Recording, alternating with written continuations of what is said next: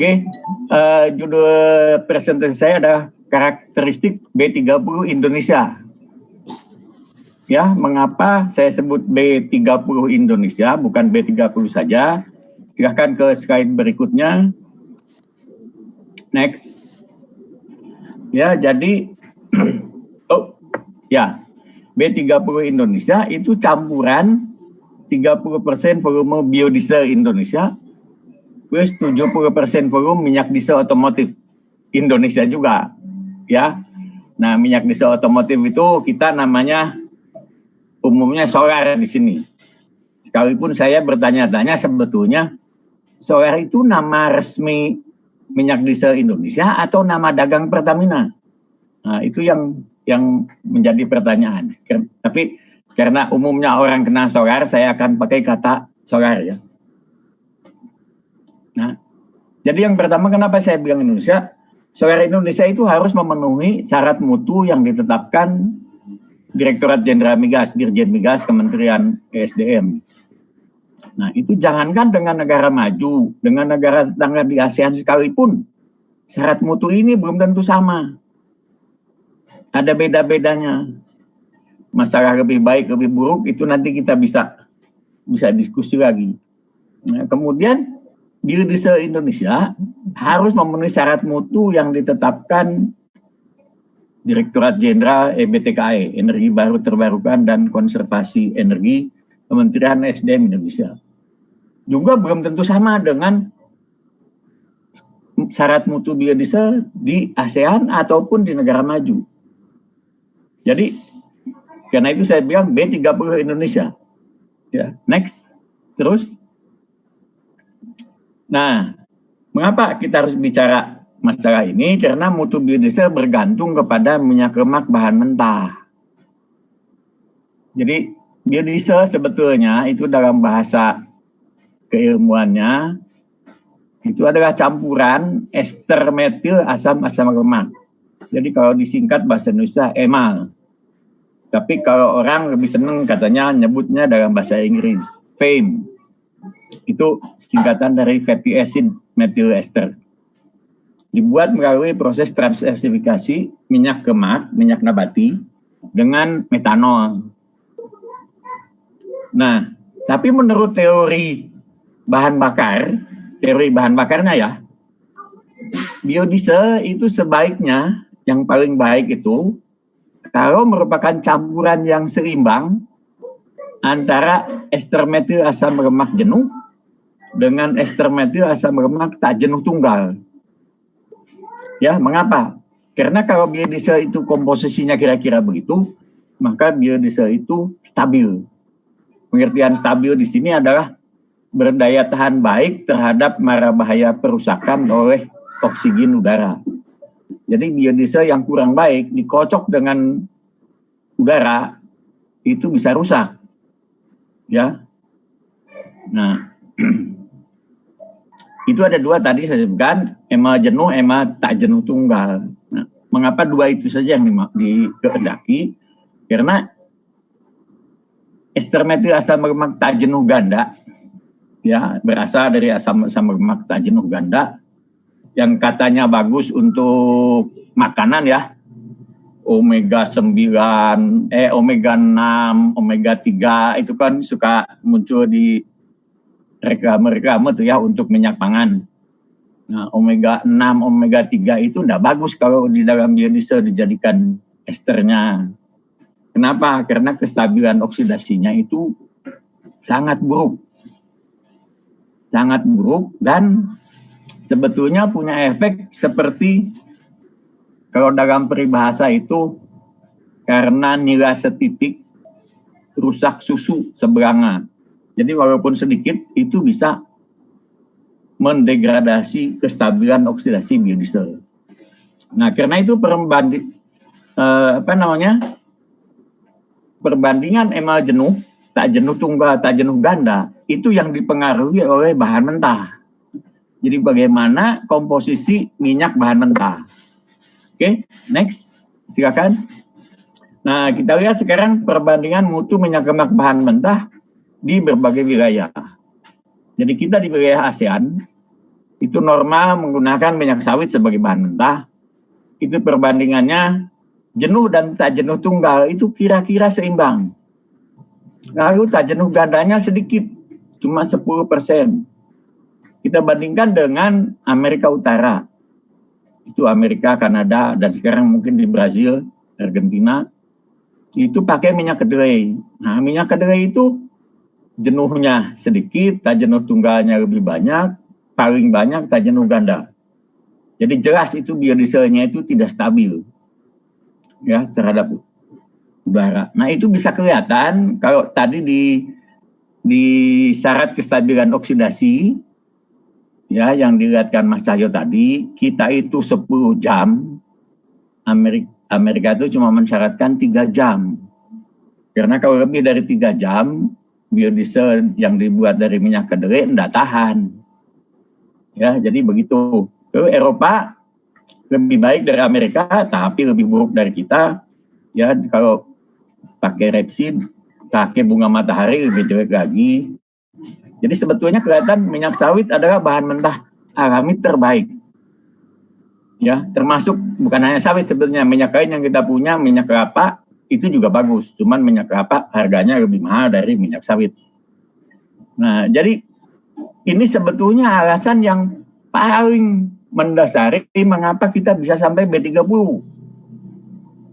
Ya, sementara Eropa dan Amerika, nanti tanya Pak Rohim, industri otomotifnya menyarankannya B7,5 aja gitu ya. Mengapa? Alasannya adalah karena minyak bahan mentahnya. Jadi minyak sawit itu bukan hanya bagus untuk membuat biodiesel, tapi juga bagus untuk membuat green diesel. Jadi diesel yang namanya diesel biohidrokarbon. Itu minyak sawit bahan mentah terbaik di dunia. Ya, next. Jadi kita harus yakin bahwa kita bagus kan. Sekarang kita melawan COVID-19 saja kan lebih bagus dari Amerika. Ya, kita lebih bagus. Oke, nah sekarang kita bicara mengenai aspek tenaga mesin dan konsumsi spesifik. Jadi energi yang dikandung biodiesel, nilai kalori biodiesel itu sekitar 85% dari solar. Jadi lebih rendah 15%. Ya, mengapa demikian? Karena biodiesel mengandung atom oksigen. Ya. Jadi nilai kalori atau energinya lebih sedikit, tetapi sebetulnya pembakarannya lebih efisien atau lebih sempurna dari solar. Sehingga ada perbaikan sedikit. Jadi kalau dihitung energi atau nilai kalori B30 itu sekitar 95% solar murni, 90% dari B0. Tetapi efisiensi pembakarannya lebih baik dan emisi gas buangnya lebih bersih. Ya.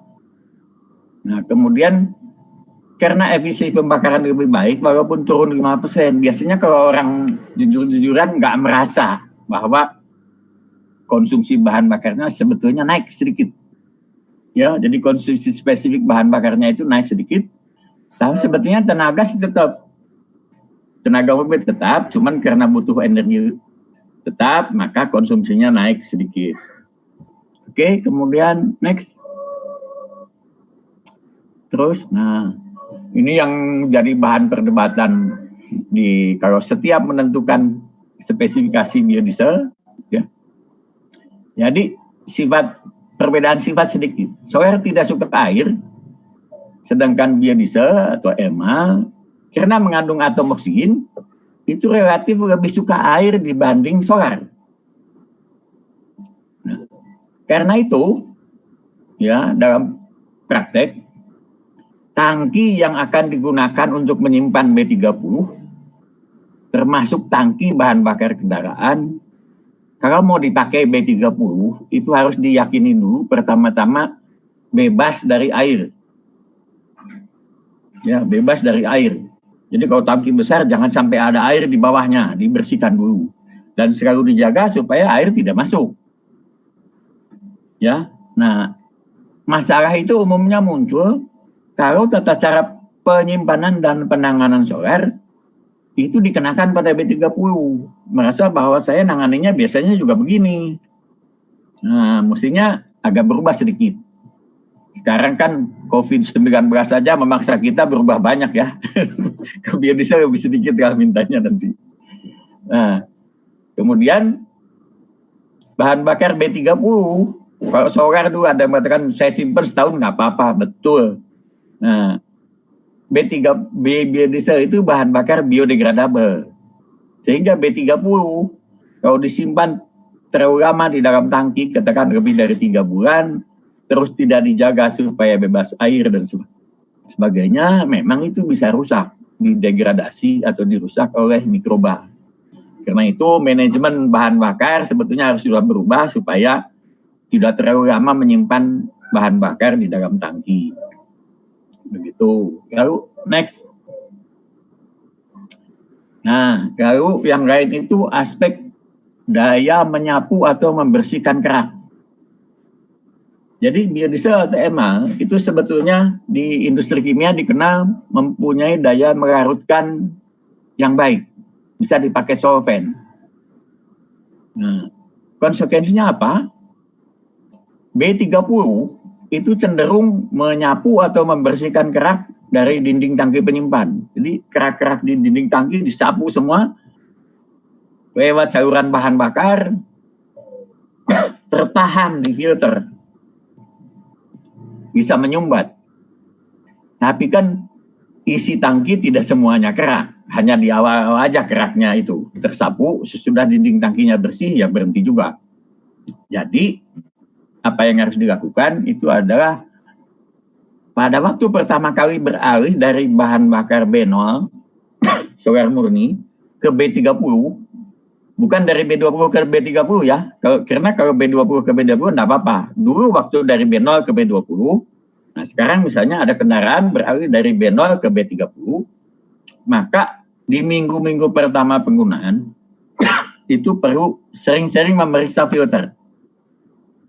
Karena supaya dijaga filternya bersih, dan bahkan kalau filter lama sudah jelek pasti macet, nah diganti dulu dengan yang baru. Jadi permasalahannya itu. Ya. Lalu yang lain terus. Nah ini, saya kira ini sekali saya terakhir nih supaya. Jadi aspek kompatibilitas material. Jadi material apa yang tahan B30, apa yang tidak.